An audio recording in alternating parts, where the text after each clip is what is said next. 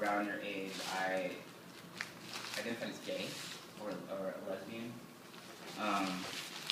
Even in that term, I didn't use like, but I went all the way through high school, and it was very difficult for me because I played sports, and I didn't date boys, and I got called a lot of names because of that. It wasn't a school where we didn't have a gender studies course. That's really, I think it's fantastic that you guys have that here.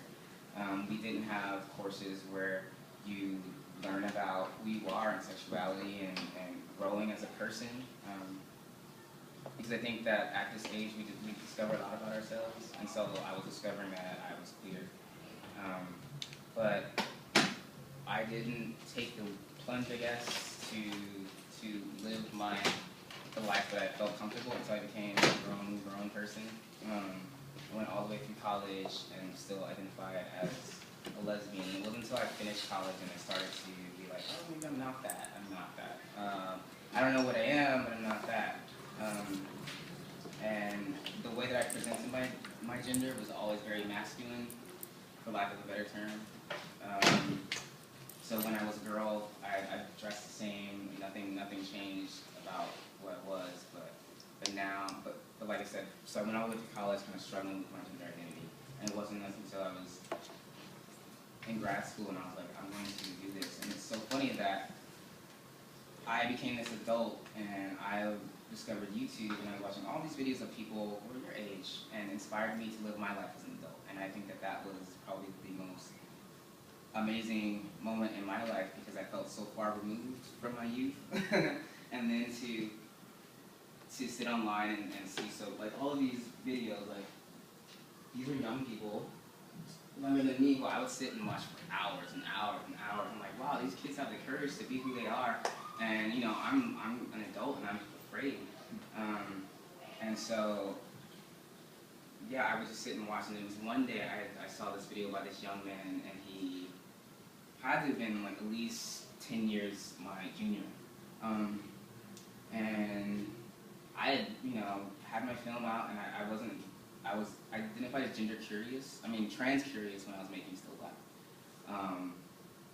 And I had traveled with it outside the country and been to all these amazing places, and I was just feeling like crap about who I was.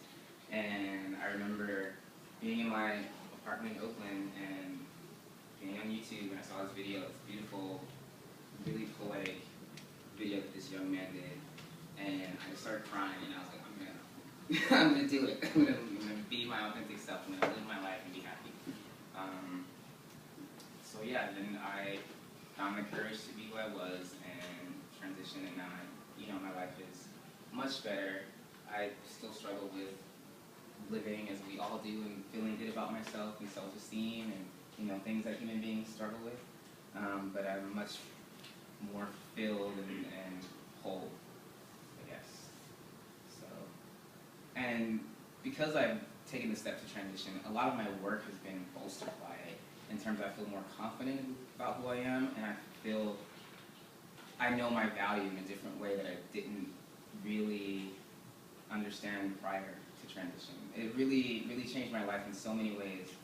I don't know if anyone in this room identifies as trans or genderqueer or gender nonconforming or however you may be, but if you do have relationships, if you're not, or you have relationships with people who identify in those things, and you're with them during their transition, you can see how much it changes them in a very positive way,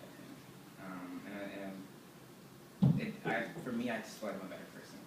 I'm kinder to myself, and that's very important. That's most important. Yeah, because as you get older, this is not to be like, oh, life is so hard, but as you do get older, like, sometimes it gets really lonely being an adult, and so when you love yourself, it's just like, it's amazing.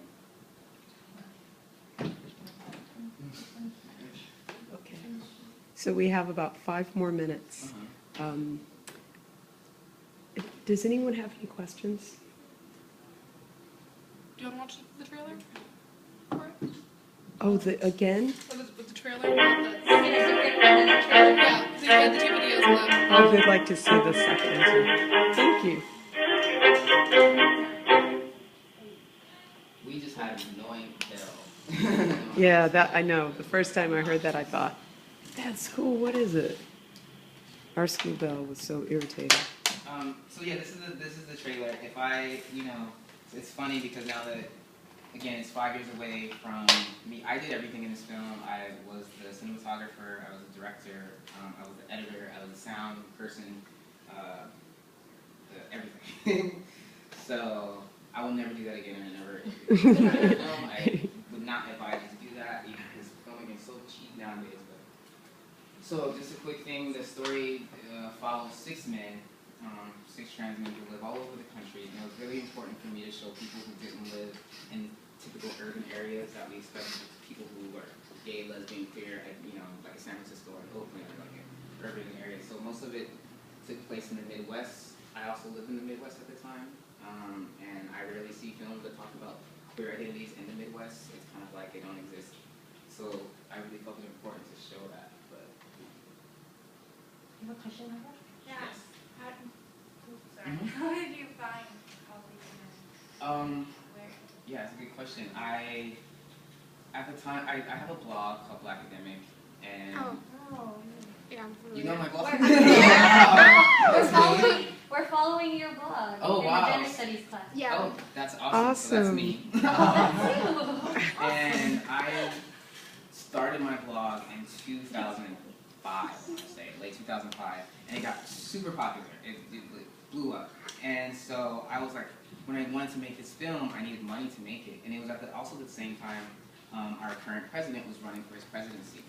And he was raising money online. And this was before Kickstarter and all these other things that, you can crowdfunding. And I was like, that's so genius. Like, you can give a penny, you could give any amount of money you wanted to President Obama's campaign. And so I took that method, and I did a really short trailer with one person I found through word of mouth, put it online on my blog, Black Academic, and I got so much feedback from other men who wanted to be in it. So that, to make a long story short, that's how. And this first person, his name's Ethan, is the first person that I shot, and he helped get the rest of the people.